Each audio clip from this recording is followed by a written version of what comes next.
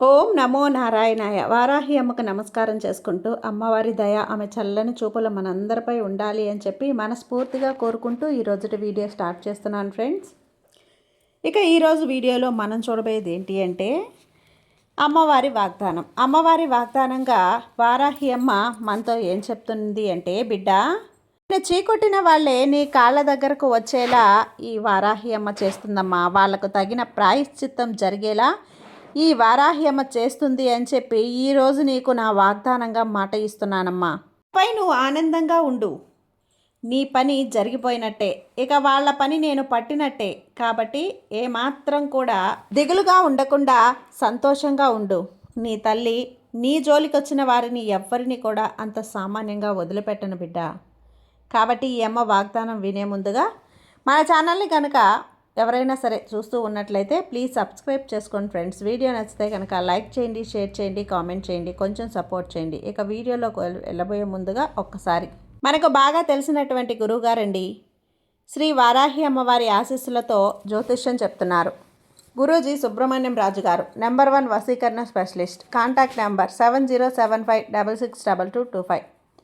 ఈ గురువుగారు చెప్పింది చెప్పినట్లుగా జరిగిందండి. భార్యాభర్తల మధ్య ఎలాంటి గొడవలున్నా, విదేశీ ప్రయాణం ఆలస్యం అవుతూ ఉన్నా, ప్రేమ, పెళ్లి, సంతానం లేకపోవటం, కోర్టు సమస్యలు, గృహము మరియు కుటుంబ సమస్యలు, ధనం నిలకడగా లేకపోవటం, నమ్మిన వ్యక్తి మోసం చేయటం, స్త్రీలకు పురుషులకు సంబంధించిన గుప్త సమస్యలు ఎటువంటివైనా సరే రోజుల్లో పరిష్కారం చేయబడతారు.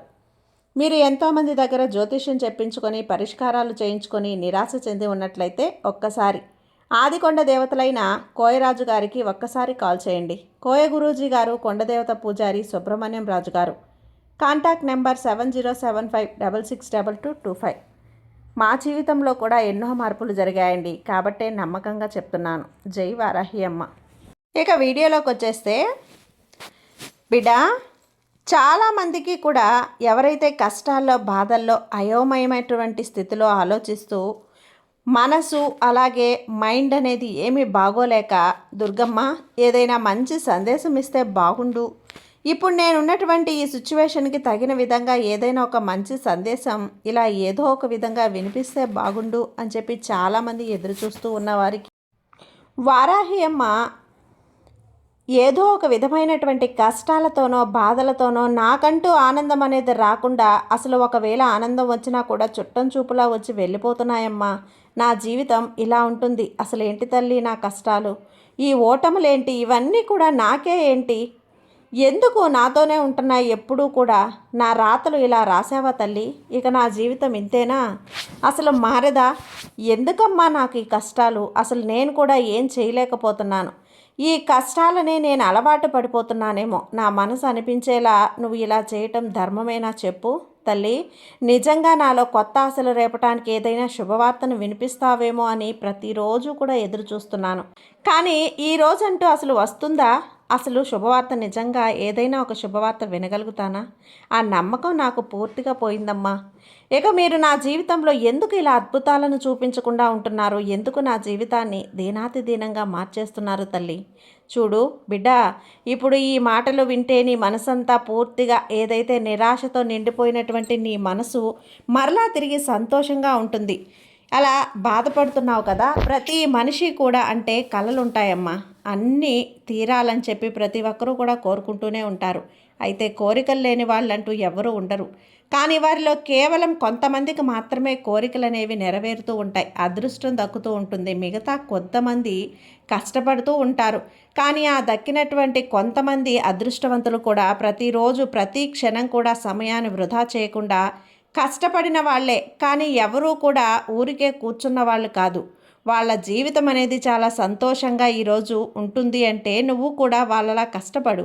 నువ్వు వాళ్ళలా కష్టపడుతున్నావని ఒప్పుకుంటాను.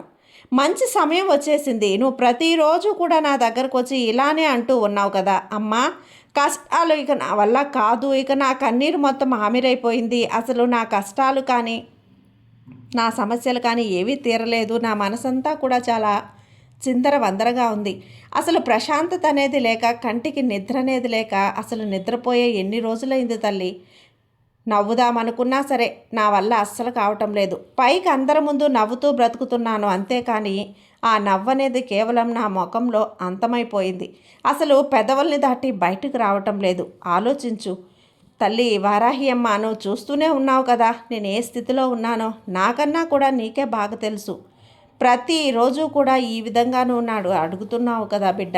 ఇవన్నీ కూడా నేను అర్థం చేసుకున్నాను. అందుకే అర్థం చేసుకున్నాను కాబట్టే నేను వీటన్నింటినీ కూడా నా కళ్ళారా చూస్తూ ఉన్నాను. అన్నీ కూడా వింటూనే ఉన్నాను. కాబట్టి నువ్వు ప్రతిరోజు నా దగ్గరకు వచ్చి చెప్తున్నావు కూడా. నా దగ్గర ఏ విషయం కూడా నువ్వు దాచవు కదా. నీ ప్రార్థనలన్నీ కూడా నేను చెప్తూ ఉంటాను. మరి నీ మాటల్ని నేను వినకుండా ఎలా ఉంటాను చెప్పు? ఎలా నిన్ను అర్థం చేసుకోకుండా ఉంటాను? మరి ఏంటి తల్లి, ఇన్ని చేస్తూ ఇన్ని వింటూ మరి ఇలానే మౌనంగా ఉంటావా అంటావేమో. నువ్వేమీ బాధపడద్దు. నీ కష్టాలు, బాధలు, కన్నీరు వీటన్నింటినీ కూడా ఒక్కొక్కటిగా తీర్చుకుంటూ కోసమే నేను ఈరోజు ఈ సందేశం రూపంలో నీ దగ్గరకు వచ్చాను. నా వాగ్దానంగా నీకు అందిస్తున్నాను. నీ మనసులో ఎలాంటి ఆలోచన నువ్వు పెట్టుకోవద్దు. నీవు ఈ వారాహి అమ్మ చెప్పినట్లుగా చెయ్యి. ఒక్కసారిగా నువ్వు కళ్ళు మూసుకొని ప్రశాంతంగా కూర్చో. ముందు నీ మనసును కాస్త నిర్మలంగా ఉంచుకునేటువంటి ప్రయత్నం చెయ్యి. ప్రశాంతంగా ఉండు. నీ మనసు నిండా నా రూపాన్ని తలుచుకో. నీకు వినిపించినంత ప్రశాంతంగా ఇప్పుడు నువ్వు వినాలి. అలాగే నీ మనసు నిండా చక్కగా ఒక్కసారిగా ఊపిరిని లోపలికి పీల్చుకొని ఒక్కసారి వదిలి చూడు. ఆ క్షణం నీ మనసుకి ఎంత ప్రశాంతంగా ఉంటుందో ఇప్పుడే ఈ క్షణమే ఒక్కసారి చేసి చూడు. నా మాటలు వింటూ నువ్వు తప్పకుండా నన్ను చూస్తూ ఉన్నట్లుగా ఒక్కసారి ఊహల్లోకి వెళ్ళిపో. ఇంతకన్నా మంచి సమయం ఏదీ ఉండదు.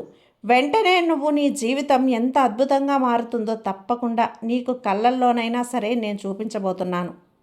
సంతోషంగా నువ్వు ఉంటావు. నీ కళ్ళకు కట్టినట్లుగా అనిపించాలి. ఈరోజు వచ్చే కళ నిజం చేస్తాను.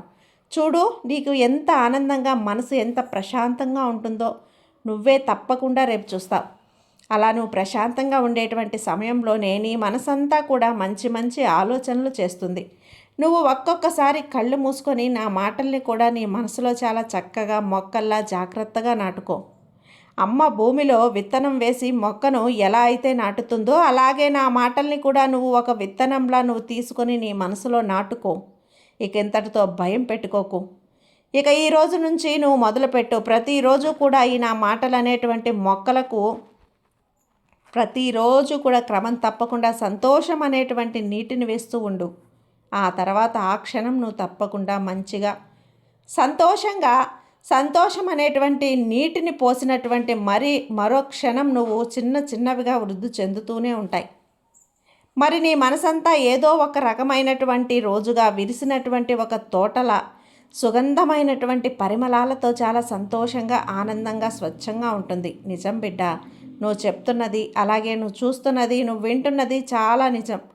ఎలా అయితే ఒక మొక్కను నాటి నువ్వు రోజు రోజుకి ఏ విధంగా పెరుగుతుందా అని ఎదురు చూస్తూ ఉంటావో అది కూడా ఒక వృక్షంలాగా ఏ విధంగా మారుతుందో అప్పుడే నువ్వు ఇది కూడా నీ మనసులో ఉన్నటువంటి ఆ విత్తనాన్ని రోజు రోజుకి కూడా నీరు పోస్తూ ఉంటే అవి చిన్న చిన్న మొక్కలుగా తర్వాత ఒక పెద్ద వృక్షంలా మారిపోయి నీకు ఎంతో సంతోషంగా ఉంటుంది. అర్థమవుతుందా? నువ్వు దేనికి కూడా అనవసరంగా ఆలోచించాల్సిన అవసరం లేదు. ఇక్కడ ఏదీ మారదు. ఇదొక్కటే గుర్తుపెట్టుకో. జరగాల్సిందంతా కూడా జరుగుతూ ఉంటుంది. నువ్వు ఆపలేవు. కాబట్టి అనవసరంగా ఆలోచించడం మానేయి.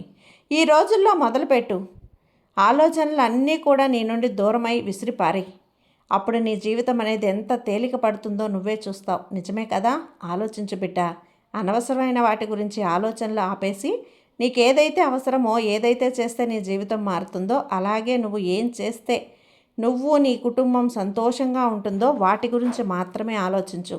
ఇప్పుడు కదా జీవితం మంచిగా ఉంటుంది. ఇక నీకు ఆశలు కోరికలు కూడా ఇవన్నీ నువ్వే చెప్పుకోవాల్సిన అవసరం లేదు. ఇక నీ రోగిని కూడా నువ్వు పంచుకో. ఒకప్పుడు నువ్వు ఆనందంగా ఉండగలుగుతావు. వారాహి అమ్మ ఇన్ని చెప్తున్నా సరే నా మనసులో దీని గురించి బాధపడుతున్నాను, దేని గురించి చింతించుకుంటున్నానో, ఏ డబ్బు లేదని నన్ను ఏ వ్యక్తులైతే నన్ను అవమానించారో ఈ లోకానికి నన్ను చాలా చిన్న స్థాయి అంటే నన్ను అందరి ముందు కూడా చాలా తక్కువ చేసి మాట్లాడారు. వారి గురించి పూర్తిగా మర్చిపోయావు. ఈ వారాహి అమ్మ నేను పడుతున్నటువంటి నరక యాతనను నేను అనుభవిస్తున్నటువంటి బాధను అంతా ఇంత కాదు. నీకు తెలుసు కదా. చూడు, ఇంకొద్ది రోజుల్లోనే ఎన్నో వినడానికి శుభవార్తలను వింటూ ఉంటావు.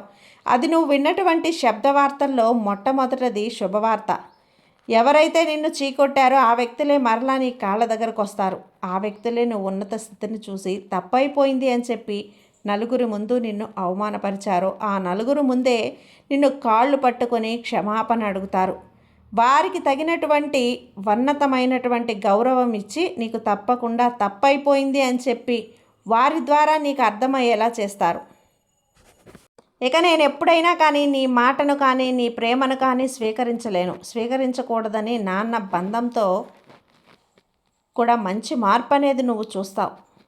ఎవరైతే నువ్వు కాదు అని అపార్థం చేసుకొని నీ బంధం దూరం అయిపోయింది అని నీ బంధం వదులుచుకున్నారో ఆ బంధం కూడా నువ్వు కావాలి అని చెప్పి నీ మనిషి స్థానం ఏమిటో నీ మంచి మనసేమిటో నీకోసం నేను వెతుక్కుంటూ తప్పకుండా రాబోతున్నారు అనేది తెలుసుకో. ఇలా అన్నీ కూడా ఒకటి తర్వాత ఒకటి ఆర్థికపరమైనటువంటి ఇబ్బందులతో సహా అన్నీ తుడిచిపెట్టుకొని పోయి నీ జీవితం అనేది సంతోషంగా పూలబాటగా ఆనందంగా సాగేలా నేను ఇప్పుడు నీకు తోడుగా నీడగా వెనుకుంటాను, వెన్నంటే ఉండి కాపాడుతూ ఉంటాను. ఈరోజు ఒక సందేశం ద్వారా నీ మసులటువంటి బోలెడు ఆలోచనలు ఎన్నో రకాల సమాధానాలు నీ మాటల ద్వారా నీకు అందాయి అనుకుంటున్నాను. చూడు తల్లి, నా బిడ్డలే మీరందరూ కూడా మిమ్మల్ని కంటికి రెప్పలా కాపాడుకోవటం నా బాధ్యత.